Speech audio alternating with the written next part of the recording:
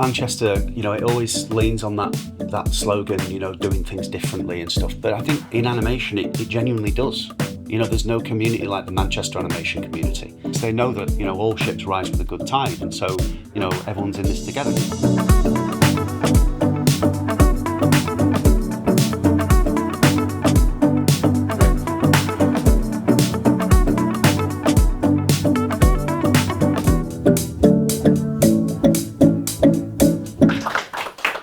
Thank you very much. Thanks. Thanks for coming.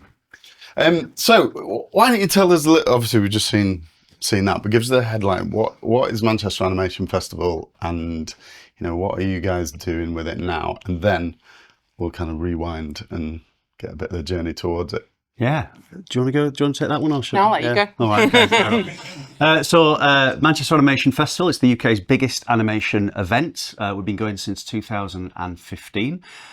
We are Academy Award qualifying, and last year we became BAFTA qualifying. The BAFTA qualifying bit took a little bit more work than the Oscar qualifying bit, because before last year, BAFTA wouldn't recognise animation festivals.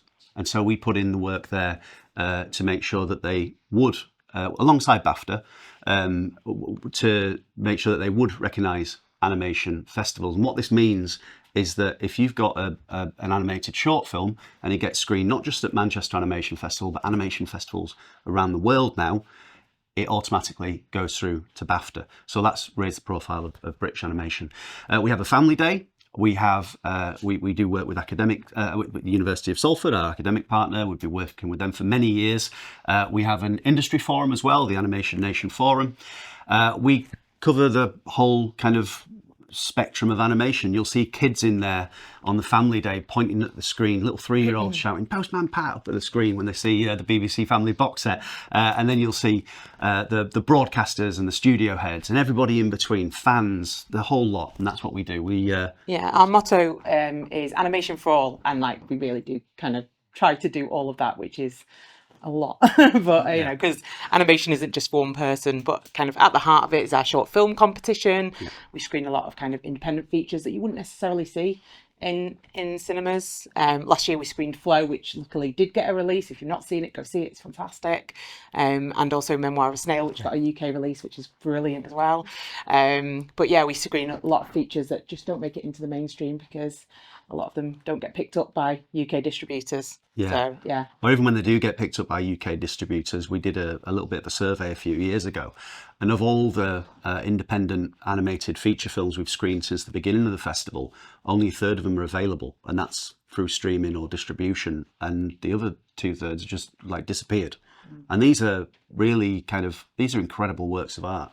And so Manchester Animation Festival, it's there it's a point in your calendar, but it's also, it's a space for people to kind of come and appreciate animation. And, you don't have to be an animation super fan. You can be absolutely anybody. Just come along and see something different and enjoy yourselves and, get the community together. Exactly what Freelance and Friends is about. When is it?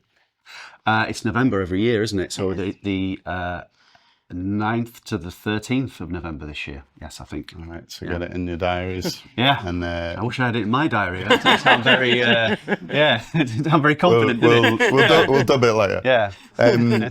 So give us a little insight into the two of you. What was Jen, let's start with you. What's been your journey into film? I know it was big for you, but and then animation. Where did it all start for you? I've always been a massive lover of film. I was just chatting to Joe before, actually. We were on the same course in Bradford. So I kind of studied animation and film and a bit of everything. I was kind of like a bit of an everything kind of person, you tell me something, I'm like, oh, tell me more about that, and tell me more about that. So I kind of came up that way. I started working through the Bradford Animation Festival at the National Media Museum in their amazing cinemas there. So I really got into kind of independent film, world cinema, and obviously animation that way. And then I just kind of I worked there for a while. I used to work at home. I used to be the film programme producer at home until very recently. And then we kind of met And we are also married, so if we ever seem overly familiar, that will be why. Yeah. It's not part of the Manchester Animation Festival. No. I know there's some people like to. We're a family. Well, we are. We got the certificate, marriage certificate to prove it. 9th of November, you just chuck your car keys in. Yeah. Okay. I get it. But yeah, so that's kind of how we kind of I kind of moved into that kind of world of animation and film, and like that kind of is where my love comes from. Like I'll always say, you know, at the short, you know, I watch all the short films obviously, and I love them. It's like my favourite thing. So I always say whenever I introduce them, come and talk to me afterwards. I genuinely mean it. Like even if you hated it, come and tell me that you hated it. I love just chatting about them. So yeah, that's kind of my love, isn't it? I'm kind of more my job at the festival as producer. I'm more like I also program, but I'm mainly responsible for the shorts and the features at the festival. So, yeah. And then Steve, go on. You. Yeah. So I could trace it all back to Bradford as well. Well, I'm a Bradford lad originally, but I can trace it all back to Bradford, the Bradford Animation Festival, which was kind of like, you know, this incredible experience. I think my Auntie Frances gave me a clipping from the newspaper. That's how long ago it was, saying that, you know, there's an animation festival going on in Bradford. You like animation, Steve? You should go along. And it blew my mind. The first screening I sat in had two films which still stand among my favourite films of all time. Susie Templeton's Dog and Michael Dudok DeWitt's Father and Daughter. It was the first time I'd been in a cinema and heard people crying, and because of the emotional impact of those films. And it really, I walked into that cinema thinking, I know animation. I've seen Wallace and Gromit. I watched The Simpsons. Don't tell me about animation. And then my mind was absolutely blown. So then I went on to volunteer at the Bradford Animation Festival. I studied animation. I'm the editor with I work alongside Ben Mitchell and Aaron Wood on Squiggly.com, which is an online animation magazine. It's been running for years and years. We do podcasts, news reviews, interviews. And I did a PhD in Loughborough University in animation a few years ago. So that's my kind of like animation hodgepodge. I also taught at MMU, Leeds Arts University, and a few other places throughout the years. And then the Bradford Animation Festival was a massive part of our kind of calendar. It was our kind of where we always used to go. The writing was on the wall in 2014. With Bradford, unfortunately, there'd been some logistical changes which meant that the festival couldn't continue. And obviously Jen had been really involved working on the festival on the Bradford Animation Festival for many years. I was a volunteer at the festival, and I used to do the quiz every year, something that still continues at the Manchester Animation Festival. People came up to me and Jen on the closing night and would say, "What are you going to do about it?" And we laughed it off. And then we had a few more drinks, and somebody else came up and went, "What are you going to do about it?" And we're like, "Have you been talking to, such and such?" I'm like, "No." And then somebody else came up and said, "Why us? Why us?" And then gradually, people kept asking, at breakfast the next morning, and then we kind of laughed it off. And then we were like, well, no, we need this. We need an event. We need a space. We need everything that you were saying earlier on about community and, collaboration and bringing people together. Because the Bradford Animation festival community were left culturally homeless. This space that used to go every year just disappeared. We got together with Bill Lawrence, who was the founder of the Bradford Animation Festival, because he'd started working on this as well. He'd worked it out at the same time. And so we got our heads together. You took Deb Singleton, who was the director of the Bradford Animation Festival. She said no, but then you took her out for Zombies in the Northern Quarter, and then she said yes. So that helped. Yeah. And Deb was fantastic. She really guided me as a director for the first couple of years, and before she left. So we were co-directors in that first year, and you and Bill were co-producers. So that was a fantastic education, wasn't it? It was, getting yeah. it together. But yeah, that's yeah. And then we decided that we would do something about it, didn't we? Really. So we thought, we'll just put on a handful of film screenings. How hard can that be? So remind us of what year are we in now? We're in end of 2014. Early beginning of 2015. It was like April when we got together with Bill. Yeah, wasn't that's it? true. 10 years ago. Yeah. We actually met over the road from Home, which is where we have our festival. And Home was a building site, and we spoke to the director of Home and said, hey, can we host this festival in your building? And he's like, okay. Yeah. So we kind of, that was great. And then, we thought we'd do a handful of film screenings, and it just slowly snowballed. We had like Tom Moore got in touch and was like, oh, do you want me to come and do a talk, Song of the Sea's out? I can come and talk about that. And we were like, yeah, okay, thanks, that'd be great.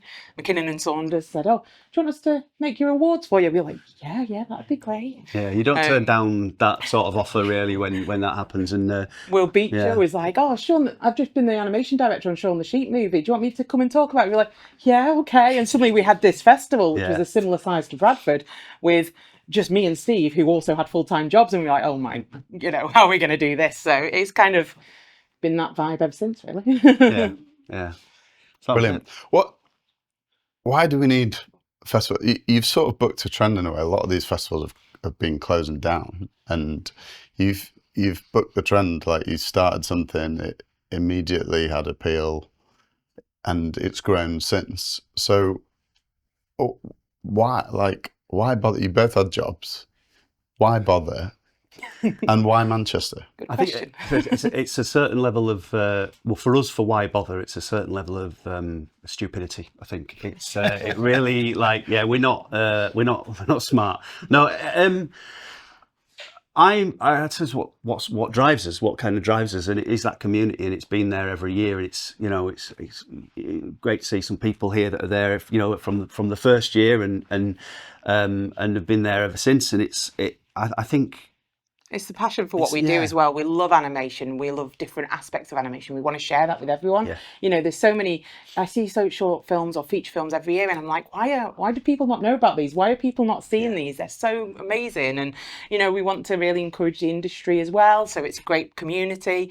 We always say, like, the best thing for us is kind of meeting people. So we're the ones at 6 a.m. there working really hard, and then we're there like the last ones out drinking in an evening, because we actually, the stuff that we want to go to is at our festival, that we want to go and meet people. So we're those kind of people, aren't we? So it's a very tiring week. And why Manchester? Because the logical thing might have been to jump on the back of the kudos that Bradford had gained, and it had the film and photography museum there. It was why Manchester? I think it all fell into place with Manchester through with obviously Bill Lawrence talking to Dave Moutry, and when Home was setting up, and obviously Jen had worked at the Corner House for many years, and obviously just give us some, because we'll throw a lot of names out. Of course, yeah. Not everyone's in the. Yeah. So Dave Moutry was this. Do you want to? The Corner House was the independent cinema in Manchester. It then moved and became Home.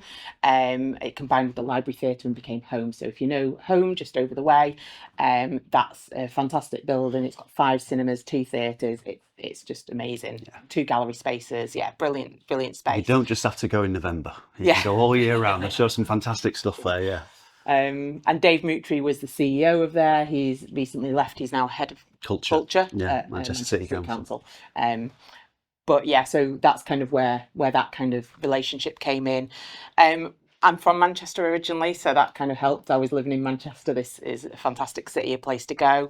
There's a lot of history in Manchester animation as well, which helps. There's a lot of kind of different animation communities. I mean, but also not just animation, because animation is everything, right? Yeah, I think that's the thing about Manchester. It has this incredible legacy. It's incredible, Manchester. When it comes to like culture, it always talks about its music, or it will always talk about its industrial history or something like that. But its animation history is absolutely incredible. It's got such a legacy and so many incredible characters and companies and, people that have come from the region. I don't know if people on the camera can see, but there's a picture of Frank Sidebottom over there. That was Chris Civvy, wasn't it? He was an animator at back in the day as well. Was it Hot Animation where he used to work? Yeah, I'm getting nods, so I know that's right. Animation, touches all cultures in Manchester. It's everywhere. But animation itself is this incredible art form. I always go back to a quote by Mikey Please, this director of, co-director of Robin, and he did the Eagleman Stag. And he said, animation is this incredible Frankenstein's monster. And I love that quote, because it shows that animation it's almost like it's almost like a catch-all phrase because animation incorporates photography, it incorporates sculpture, it incorporates engineering, design, art. All these things come together to make animation.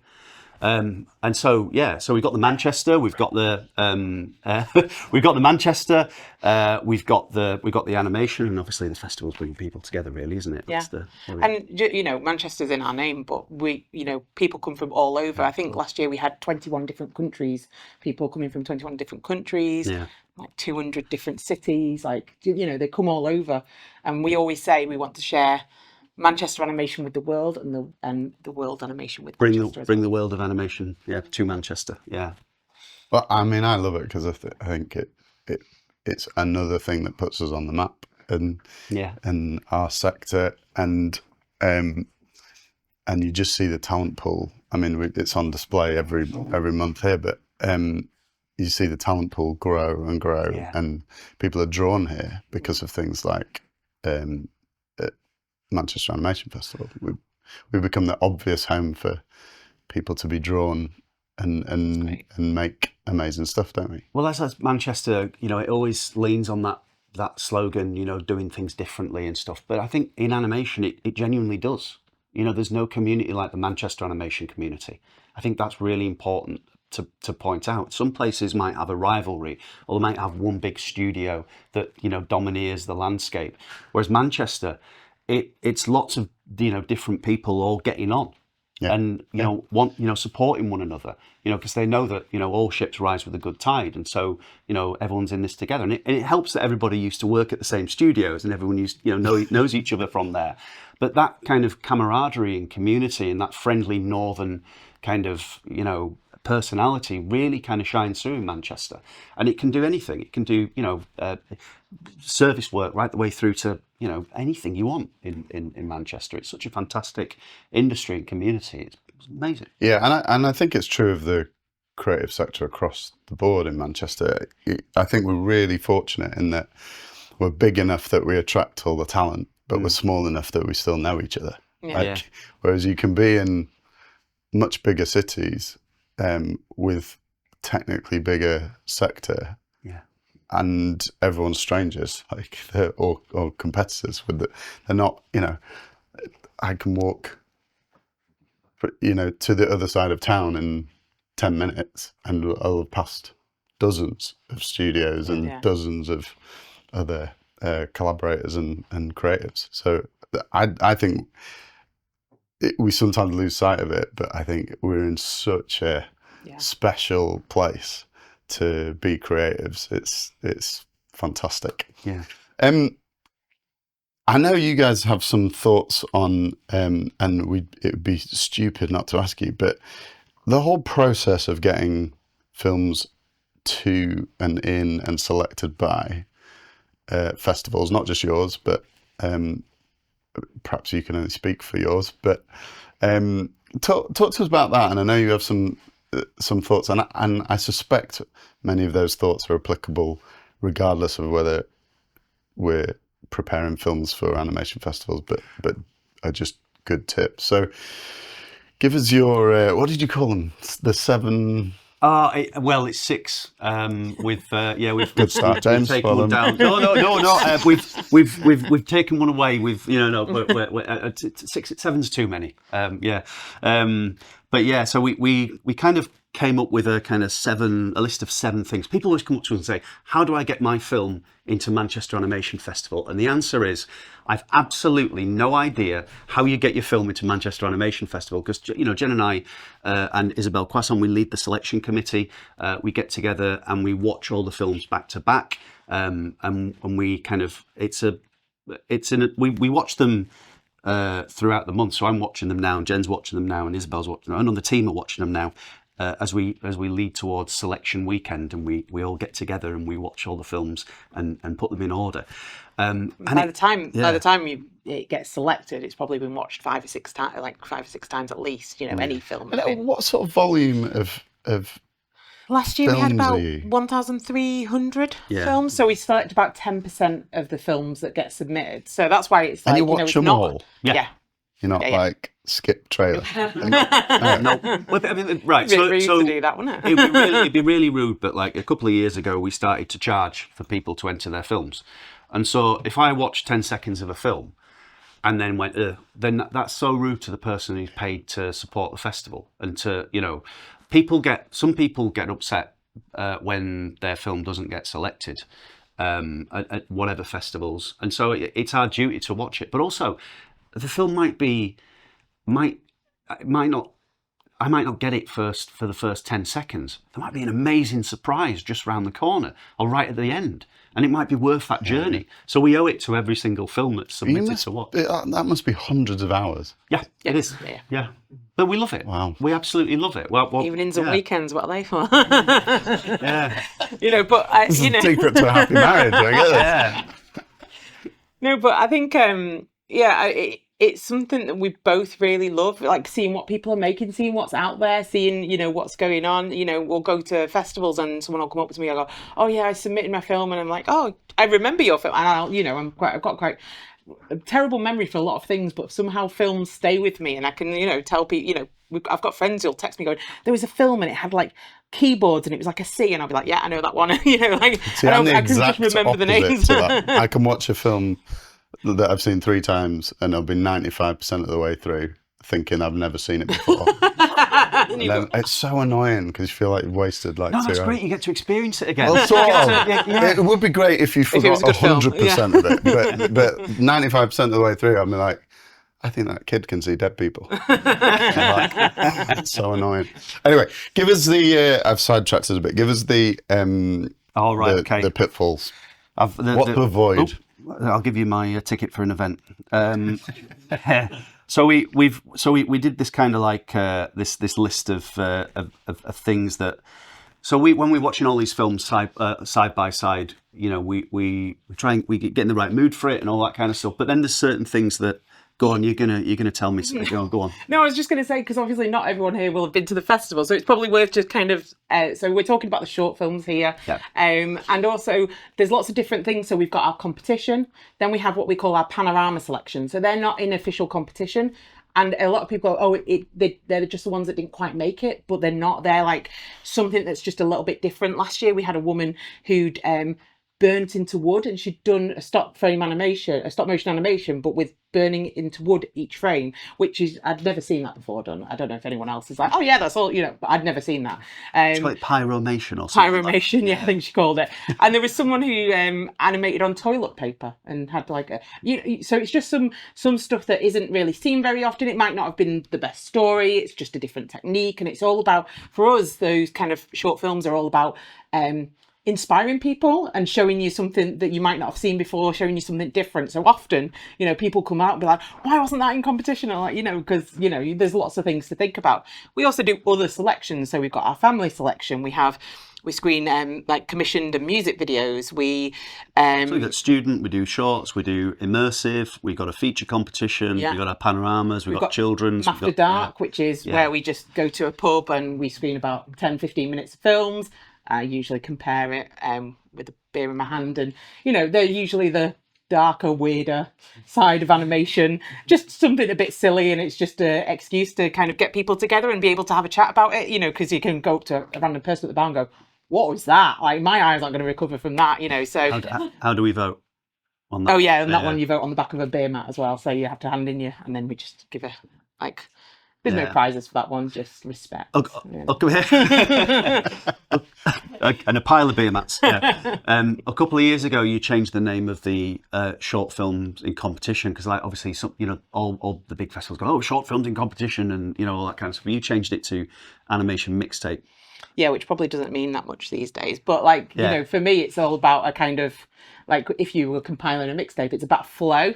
You can't just some festivals go, these are all the films about technology. These are all the ones with animals in it. I don't like that. It just feels very by the 5th film, you're like, I'm bored of technology or I'm bored of dogs. So for me, it's about kind of taking people on that kind of emotional journey, and kind of bringing them around and lifting them up, and that's programming. So 40 minutes ago, you asked us for the list. So sorry. So the first thing that we put on the list is things that we've seen before. So when we're watching these things, a lot of people will pick up something in the zeitgeist or pick up something that, so like years ago, everyone wanted to do a Cuphead animation. And in the last few years, people have wanted to do Arcane and Spider-Verse, and they all want to kind of emulate that. And we get them through. And if you are kind of completely aping that kind of style, it's really difficult for us to kind of justify putting that on the screen. It will play against you. Might not play against you. You know, this is like I said, this is just math, but also we can sometimes break these rules. It might be that we do it. Yeah, we do. Yeah, what's the point of having rules if you can't break them? Yeah, so if we've seen that, if our audience has seen that, you know, the screen is kind of like it's real estate. There's only so much space up there, and we don't really want to be showing people stuff that they've already seen before. It's also strangely hard as well, because sometimes there is something that you maybe don't realise, but like, you know, I might have 6 films that are black and white with dogs in it. Well, they might all be amazing, but if I played 6 films that are black and white with dogs in it in a competition, it's a bit much. You know, there's so many other films out there, so you kind of got to be a bit selective. So, you know, it's that kind of thing. There's always arguments in the final selection team, isn't there? Well, and you'll go to another festival and Yeah. you'll see something on screen and go, oh, wish we'd have put it in competition. Yeah, Oh, the one wish that we'd got have away. screened it. The Yeah. one that got away. Yeah. And so there's things we've heard before as well. So some people will tell a story that is maybe we've heard that story before. So we always tell people, you know, make sure that it comes from the heart, make sure it comes from you, make sure it comes from, you know, your own personal journey or personal experience, or for something that you're really invested in. That really kind of helps as well. So sometimes things come across as insincere, or you know, or I'm ticking that box, or I'm you know, I'm doing that particular thing. This is just the technical stuff. Sound and Foley is something that a lot of people neglect as well in films. Or they will use free sounds off the internet. And when you're watching, and this is something that usually lands on the student films, because obviously they have limited time and they've got deadlines, and it's really hard putting it all together all by yourself. But we can only hear that same lightning sound effect so many times, or that same dog bark, or that same. We're using dogs a lot today, aren't we? Yeah, I know. Loads of times. It's that dog. Yeah. But yeah, that same, you know, effect again and again and again, and it kind of comes across as, you know. There's a running joke Yeah. in the team about me and Foley, isn't there? Like, everyone will just be like, just the Foley. Jen, listen to this Foley. Like, because with animation, like, if I was filming this room, you've got like random background sounds and stuff, but obviously with animation, you have to add everything to it. And so it becomes harder to do, and some people can just do really, really bad Foley, and that's the thing. That's like my bugbear. Yeah. It's worth investing in those things. It's worth investing in sound and music as well. You know, music, was it like, what do they say? What's the phrase? It's something like 10% of the budget, shouldn't be 90% of the impact. You know, that's kind of like a big deal as well. Poor vocal performances. That's something that we get across. Either people record on their phones and it comes across as scratchy, or they get their mate who's really, really funny in the pub to do a voice, and then as soon as you put him in front of the microphone, all of a sudden he's not funny because he's not had 3 pints in him. He's dried up and he's reading off a card. So that often helps as well. So just pause there. Let's recap the first 3. So first one is things we've seen before. Things we've seen before. Yeah. Visually. I think that's a principle in design, right? Anyway, you know, so I wouldn't have thought of it, but you know, when we understand the context of you watching thousands of things, you know, sometimes when you're trying to pastiche something or you're parodying something, and then actually it falls short because you know, you've seen another 5 of them or something. But it's, you know, it's why we have grids in print, so that we can break them, and consistency. So that's really, really helpful. Second one, like things we've heard before, stories we've heard before as well. That's the. And do you mean the narrative, or do you mean? I mean, you specifically said sound effects and stuff. Yeah. There's only so many stories that can be told. I think, was it Christopher Booker said there's only 7 stories or something. That's the thing. What I mean is, if you're telling from a particular angle, or if you're you know, be a bit bold with your storytelling, make it personal, make it yours. Yeah. We all say films that get through to MAF. If we are trying to grab this intangible thing that makes a film get through to competition or get through to the screen at MAF, it's got to have a soul. and that's what we say. It's got to have we've got to feel the sincerity, or we've got to feel something with it. That's the thing. And we've, if people are looking for collaborators, we've had a number of people here who specialise in Foley and specialise in composition, stuff like that. So you will find collaborators to work with, and the difference that makes is the thing about sound, I think, is it transports you somewhere. Like if it's something familiar as well, then it transports you somewhere, doesn't it? So I can watch I can be watching TV, and because we use sound libraries for stuff, that track will come on, and it's for funeral care homes or something, and I'm like, I don't know why I'm getting targeted ads for that, but it's probably age thing. But I've made we've made a film for I don't know, bubble tea or something, and it's the same track, and it's a weird juxtaposition when you've got like funeral care homes and bubble tea, and with using the same track, you're like, oh, that's weird. So if you find collaborators to make unique stuff with, then it doesn't get much better than that, does it? Well, I suppose that's the beauty of events like this, and obviously, the festival and other meetups as well, is that you've got the opportunity to meet those people and to make those collaborations and to get them involved. To add an arm to that Frankenstein's monster, or so to speak. Foley and sound, poor vocal performances. So make sure that if you are using voices in your film, make them sincere. Or make them vox pops, or make them something that's authentic. Hire a voice artist, somebody who it is their craft, it is their world, it is their. There you go. There's one here. There you go. There you go. Yeah. There we go. We've got two here, so there you go. But it will make the world of difference in a film to have a professional who knows how to use a microphone. Even at the slight, who has their own studio, who can collaborate with you, who can help you with your decisions, help you with might see something in it that you don't see, because you don't have to do everything in animation. You should really be collaborating. And then the last two, we've got overly long films, says the man with the overly long explanation. Overly long films, it's become something of an issue in recent years with film festivals, hasn't it? And people a lot of people do like long long shorts. I don't have an issue with it, but it's just, it's an issue with selection. When we have, so many films to watch, and you've got a 40-minute short film, that has to be better than potentially 10 other films. How it does. I'm not saying it doesn't happen. We do screen long films, but you just got to consider how much better it has to be for me not to show 3 or 4 other people's work for me to put that one in. Yeah, because we like variety, don't we? We like to be, And it kind of leads into the next one, which is about editing, isn't it? Right. Showing... No, that's showing everything on screen is something that's usually is something that we usually say to kind of early filmmakers or students, particularly because if you've spent ages making a brick wall for your film, and then you're going to go, you know what, I'm going to pan down this brick wall. They're going to see every single brick that I've hand painted and dry brushed and gone through. And why not? Because they put all the flipping effort in. Stick that on your showreel, stick that on Instagram, do something else with that. Don't put that in your film. I don't need to wait 2 minutes before the title card comes up. That's the sort of thing that people fall into. And also when you've spent ages modelling something in CGI or something, you've created this kind of character. You want people to see it all.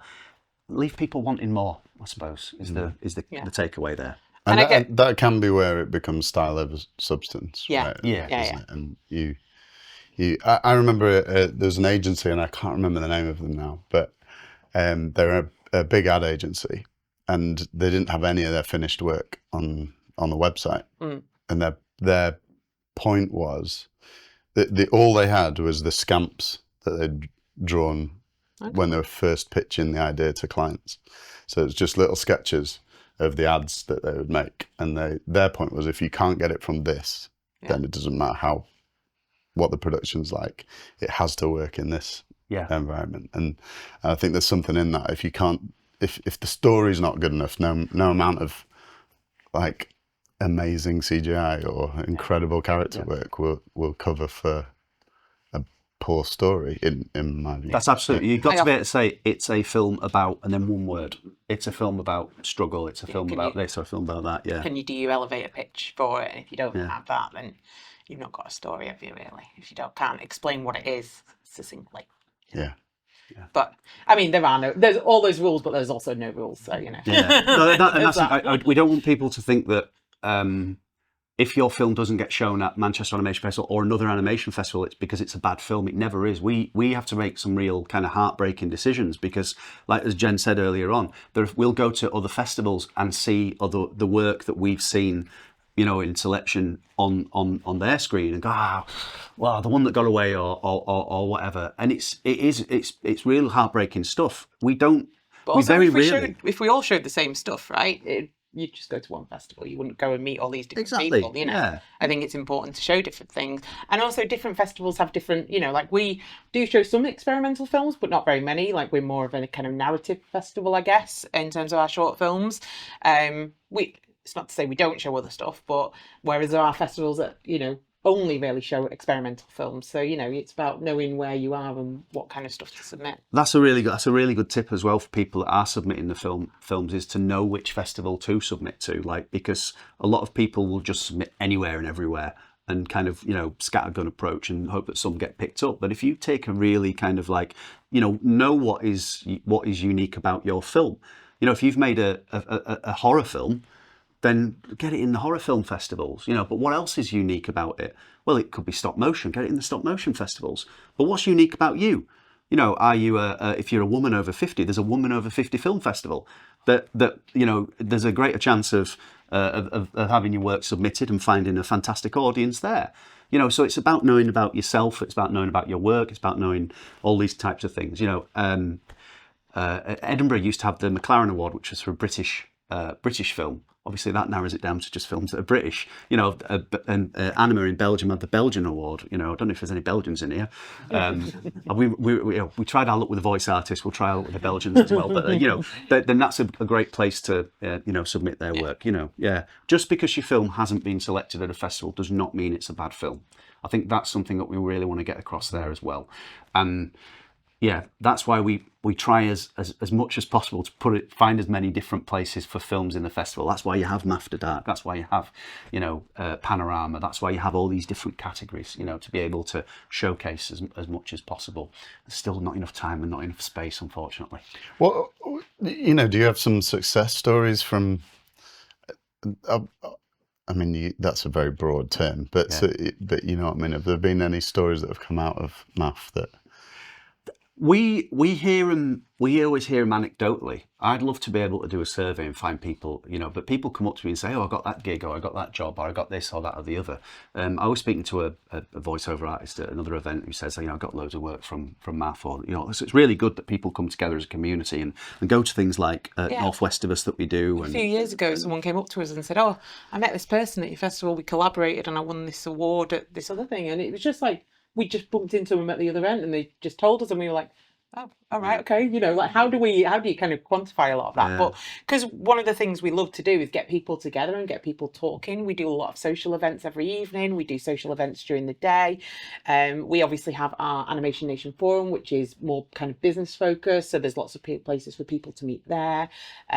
We started last year to do meetings so you can actually go and meet people and directly and figure out what they're doing and, you know. Portfolio reviews and stuff, yeah. Yeah, portfolio reviews. It's always been core to the festival. I mean, the first year we spoke about, you know, Tom Moore came to talk about Song of the Sea.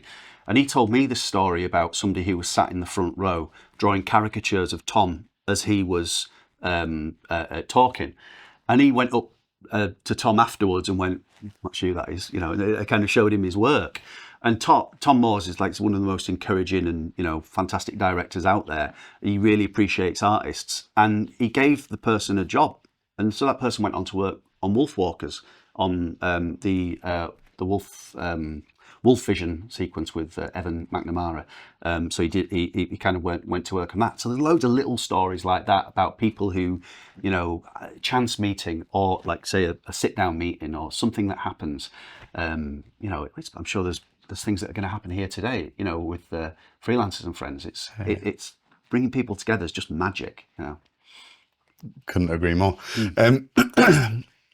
Has it all been plain sailing? What are the biggest struggles when you're putting a festival together, So or even launching it? The first couple of years it was done. We both had full-time jobs, and it was a part-time thing.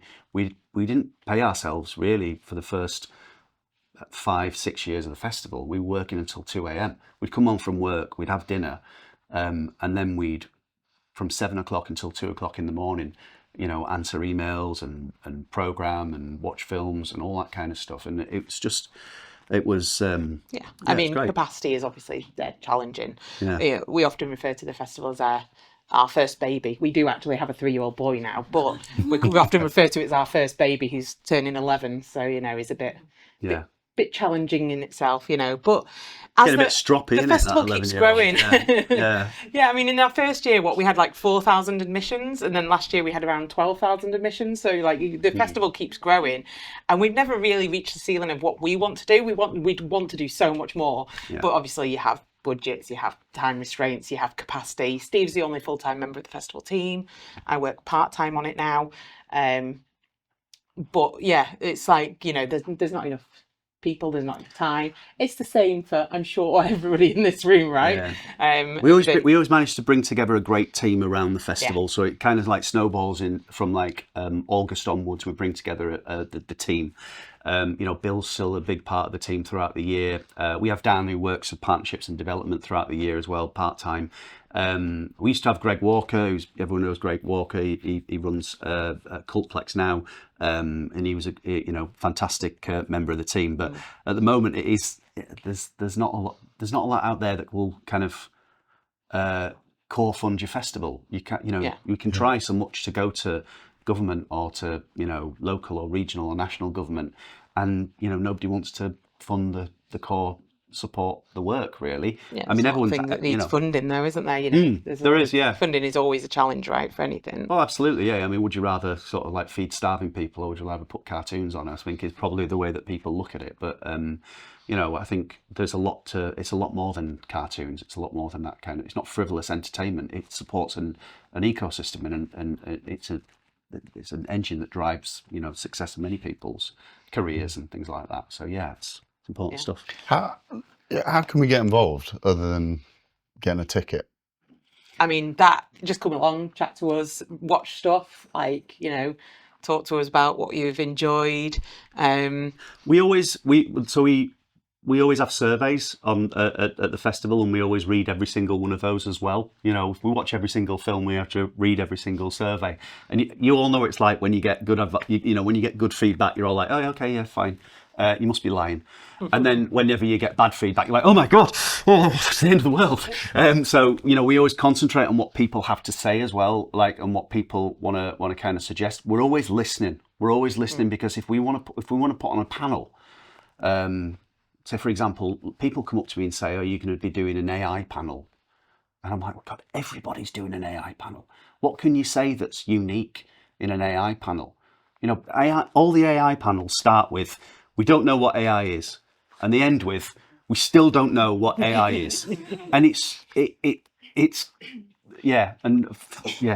hour and a half of just buzzwords. We don't want that. We don't want it to be a talking shop. So we want to listen to what people want, so we can put on relevant panels, so we can get relevant guests in, so they can actually help people to grow and develop their own businesses or their own kind of careers, or they just want to be inspired. Yeah, exactly. For us, we often approach them in terms of where's the opportunity in this? What are we telling people? I'm not just here to lecture at you. You're not students. I'm not here to tell you this is how things work.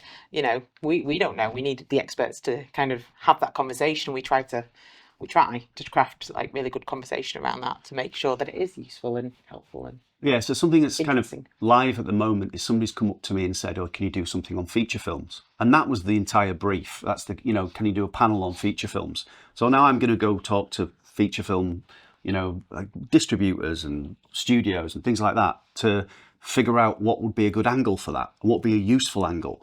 But I'd like to hear from people who are interested in making feature films. How would that be a useful angle for you? How do you get your foot in the door? How do you get funded? What are the big questions? Because I might hang the coat on that hook and just do an entire panel on, you know, getting a feature film funded or getting a feature film off the ground. Or people might come up and say, oh, you should do a panel on this, you should do a panel on that. You know, people can come up and talk to us and suggest things. We don't mind that at all. In fact, we love that. You know, that's great. Because it shows what people, and you know, just because if one person mentions it and then like another 5 mention it to us, we're like, actually, maybe there's something in this, and let's try and have a think about how we can make this MAF. Do you know what I mean? It goes back to the beginning when people came up to us at Bradford and says you should put on a festival. People still come up to us and say you should do a panel on this. Please do that. Please make it the full circle and keep coming to us and saying you should do this, because if MAF has, you know, demonstrated anything, it's that Jen and I are easily led. You know? Yeah. But yeah, I mean, for us, the most important thing, even if you can't afford a ticket, you know, we do lots of different kind of tickets throughout the festival. You could buy a pass, you could buy a day pass, you can buy a ticket for an individual event. You can just come to a film screening. We do free things. After Dark's a free event. You know, there's lots of ways to get involved and to come along. But by you coming to us, it's showing that, you know, there's something there for you and that we can keep growing that audience. Yeah. And hopefully bringing more and more people into the animation fold, I guess. Yeah. It's not an exclusive club. No. No. Well, I always like the end of the news when they have the fluffy kitten found in bins story, alive. I'm a bit of a romantic. So I'm curious, how did you two meet? How did we meet? It was when I was volunteering at the Bradford Animation Festival. Yeah. We were friends for about 10 years, weren't we, before we got together? And now we're not friends. And now we hate each other. Yeah. Now we're not. Yeah. The good old days when we liked each other. Yeah. No, I Just got your own screens. Yeah. No, we met at the Bradford Animation Festival. Yeah. But yeah, I remember the first time I saw her. It was at Pictureville Cinemas in Bradford at the. I think you went down to the worst thing that you always hate at awards was going down to collect like flowers at the end of a festival. We never do that. No, you know, it's like everyone clap the people that have done but yeah, you always used to hate that. But I saw you going down for the first time, and I was like, oh, that looks there. Yeah. And then I kind of dragged it along for 10 years. Yeah. Can't remember the first time I saw you, so. I know, it's fine. Yeah. I'm not very memorable. Any questions from you guys? Yes. Hello, I'm Lil. Nice to meet you both, and thank you so much for sharing your stories. So I work as a creative producer, and I'm really not overly, but I'm very emotional, and sometimes the animations that I produce can make me cry, and they could be because we deal with quite sensitive subject matter. I'm just wondering, like, you watch all the submissions and you look at all the feedback, like, how do you do? Are you both just like stone cold, or do you, like, how do you deal with it emotionally? Do you like put the work in to look after yourselves in that regard, or do you just go with it? That's really changed since our child was born for me. I used to be stone cold, and I used to really any film. I didn't cry. I was like, whatever, you know. It's just a film. But now, you know, anything happens to a child in a film or anything like that, and I'm like, oh, I get all these emotions, and I'm like, oh, I've become a human. What's happened? But you're right. It can be taxing. It can, you know, but you have to go on that journey, and you have to appreciate it from different angles. I think, you know, you're not just kind of, oh, that was an emotionally resonant story, but I'm also like, that's a visually incredibly, you know, well told as well. So we ruin films a little bit by taking them apart as we watch them, and things like that. I think that kind of takes the sting out of the tail, so to speak. But not to say we don't hold back on it. I was going to say that there's been times when we're all like, yeah, we're just going to take 5 minutes, like, let's go make a coffee and come back to things, like, you know. Coffee doesn't help. Just makes us jittery and then sad and jittery. Yeah.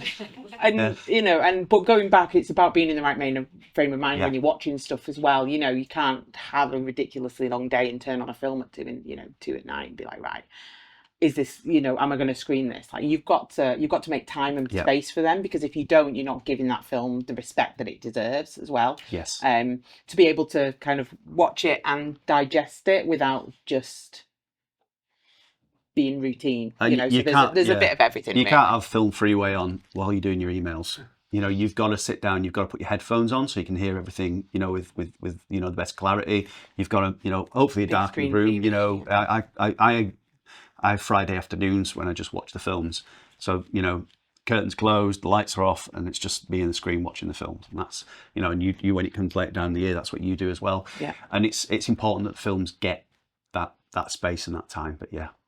Is there a film that's we'll have one from each of you? A film that stayed with you that you would, you know, that we could go find? I mean, there's so many films. I know, so but many films. One. I said them earlier on. I think it was, but I think that's the kind of first love thing. You know, when you first saw an animated film that really gave you an emotional gut punch, and it was Dog by Susie Templeton. You know, that film was emotionally devastating. Like, and still watching it now, it's just what she does with there are 3 characters in the film. There's a dad, there's a son, and there's a dog. No spoilers. No, there's no. But the fourth character is this kind of overwhelming sense of, you know, dread and, you know, watch it. Go watch it. Don't let me ruin it for you. But Father and Daughter, which by Michael Dudok do it as well, where longing is this extra character. I think that's the thing about animated films as to where you get connected to them. I always obviously say, you know, live action is the recording of movement. So you're just watching something that's happened, but animation is the creation of movement. And because it deals so much with caricature and it deals so much with, you know, comic and things, we can apply ourselves to the characters a lot more. You know, these are kind of like vessels for us to be so that you become more empathetic as a viewer, because you're not watching Brad Pitt or, you know, Tilda Swinton or whatever. You could be watching yourself, and so you become a lot more connected to it. I think that's kind of a sort of working theory. I think Scott McCloud wrote a little bit about how comics can be vessels for. Yeah, I would also like say, as well as the kind of emotional side, that we don't get enough comedy. I think, like, yeah, I love to laugh, and like, but like you kind of, you know, some people say to us, "Oh, wasn't much comedy, you know, in that screen." I'm like, well, because no one's making comedy films. I think people are scared to try and make people laugh in case people don't like their sense of humour or whatever. But you know, I like a film that'll just make me laugh. You know, there was a while ago I did. We just had loads of really good short punchy films, so I created a category, because we can do that, called short shorts, and they were like all under 3 minutes long, and they just came, they did what they wanted to do, and they left. And like most of them were funny or in that kind of realm, but just, you know, when it just like goes and punchline and see you later, and like they was just brilliant, but we just don't get enough of them. Yeah. Sorry. Got to There's someone else with the yeah. I was going to say, since you've been doing it, have you noticed any a difference between what the audience wants from from film festivals? Has there been like a change of, when I first started into film festivals, it was the only place you could go to watch a short film. So are they now more about communities and people kind of wanting to kind of like meet and talk to each other? It's always been about that, hasn't it? It's always been about bringing people together and seeing people. And, you know, we still see people from Bradford, don't we, when we go to places like Annecy, and when we go to Anima and in Brussels and places like that. You know, it's always been about that community, hasn't it? Yeah.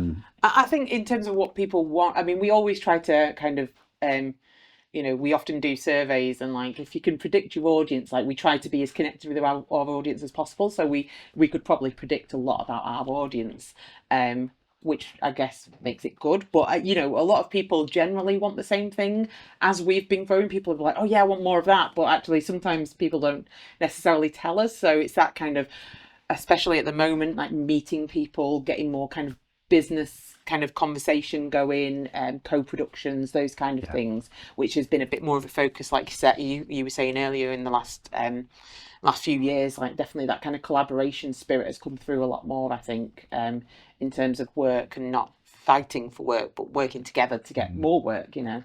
I think that's really important. It's how the festival can be useful, really. You know, it could be useful for somebody who just wants to pick me up, who wants to just have a good night and see something they've never seen before. But it can also be useful for somebody who needs to fill the budget to get that TV series commissioned, or it could be somebody who just needs to, you know, meet somebody to get some work out of them, or, you know, it's about making a useful event. That's why we kind of try and listen to as many people as possible. But it has changed.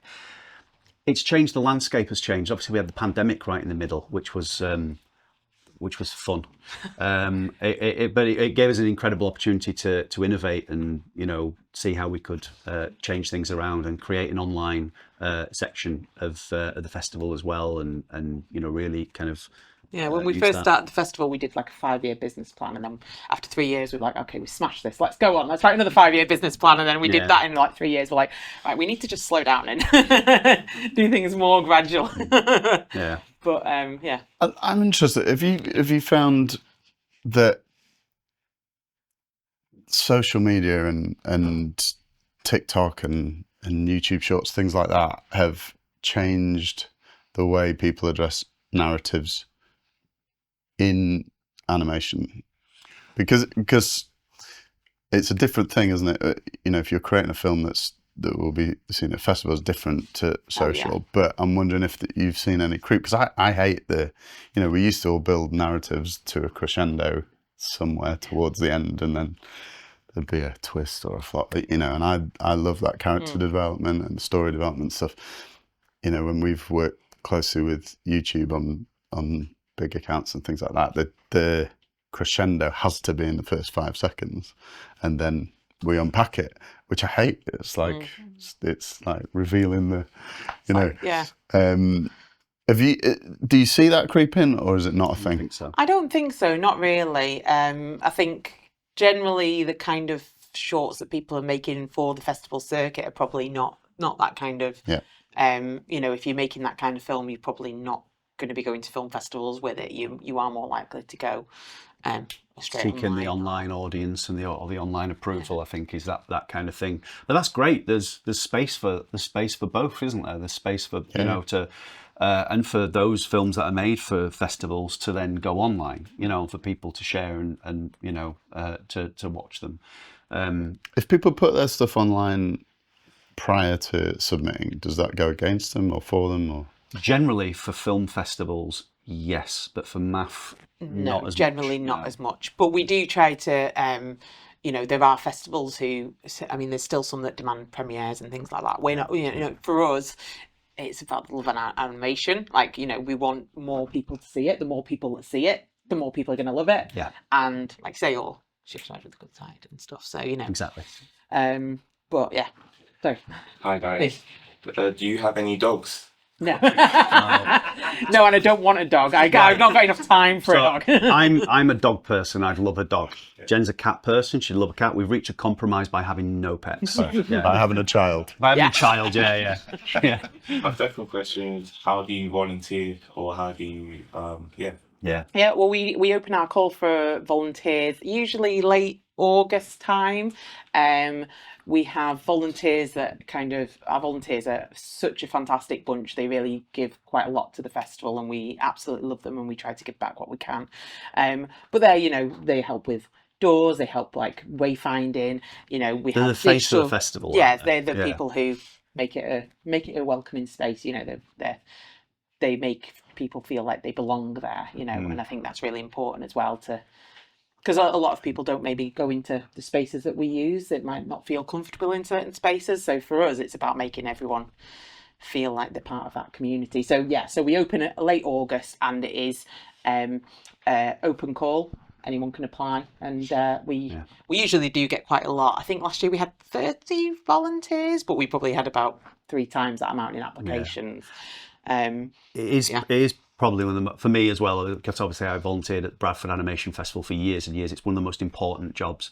And the t-shirt, the yellow t-shirt, kind of whatever colour it was at Bradford, gives you superpowers as well, because like these kind of like big animation names will come up to you and ask you a question, and you know, when you're dressed in your normal clothes, you're like, oh, it's the first person talking to me.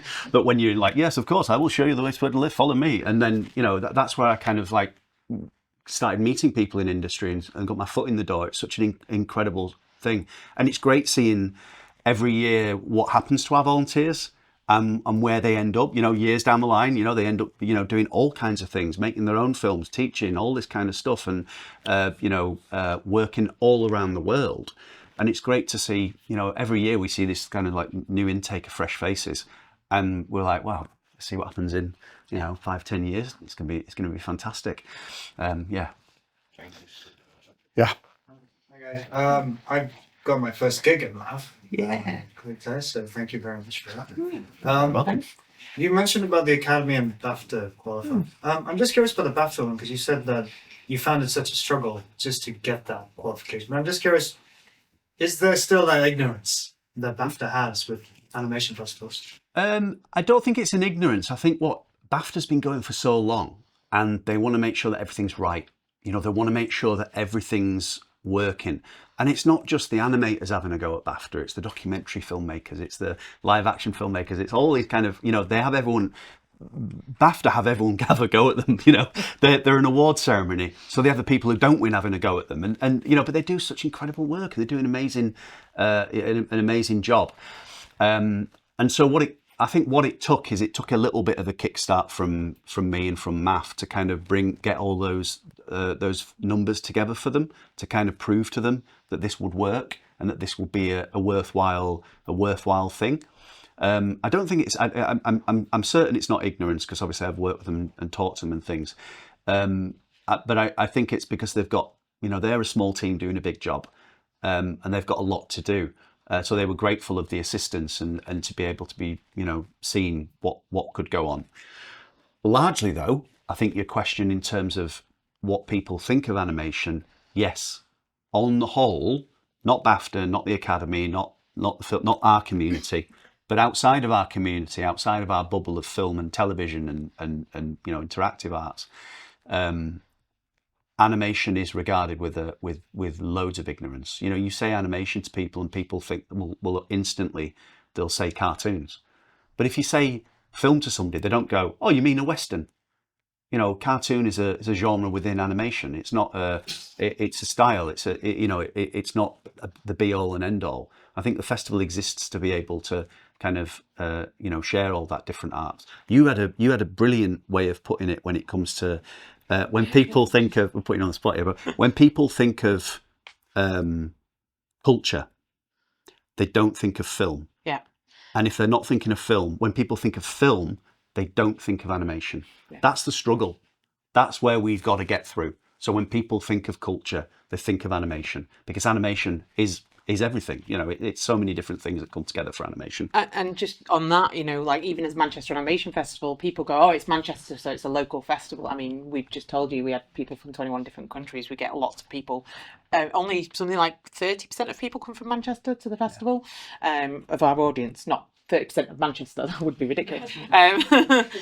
So that, and then we've got animation, and people think, oh, in my brain, all I'm thinking is Disney films, or I'm thinking of TV series for kids. Like I don't know what this is, because I've got no connection to it, because we're not seeing those. I mean, predominantly until we started our family day in 2017, there was nothing in our festival for kids, and everyone was like, but you're an animation festival. We're like, yeah, but that's for adults. Like we are about kind of showcasing the industry, doing talks, doing masterclasses, doing workshops, showing films that are not for kids at all, So I think that's always quite a barrier, because a lot of people outside of certain circles don't see that.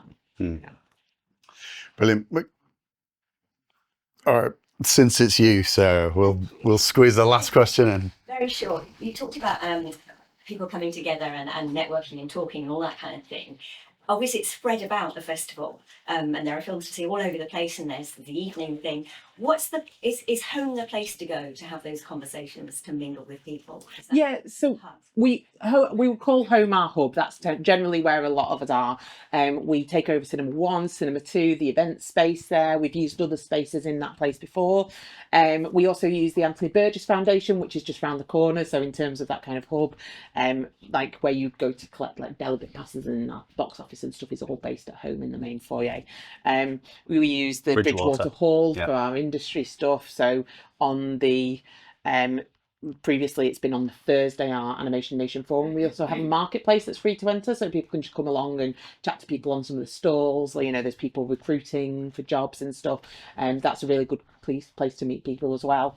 So And that's free as well. Like we have northwest of us as well at Gasworks Yeah, as well, northwest which is of us also at a good Gasworks. thing. And we always have them after dark. So come to Dark is all around at different bars. Yeah. Where we are. But come yeah, to the just free kind of- stuff, and then and if you don't buy a ticket, come to the free stuff. And please buy a ticket. But the community is really important. So yeah.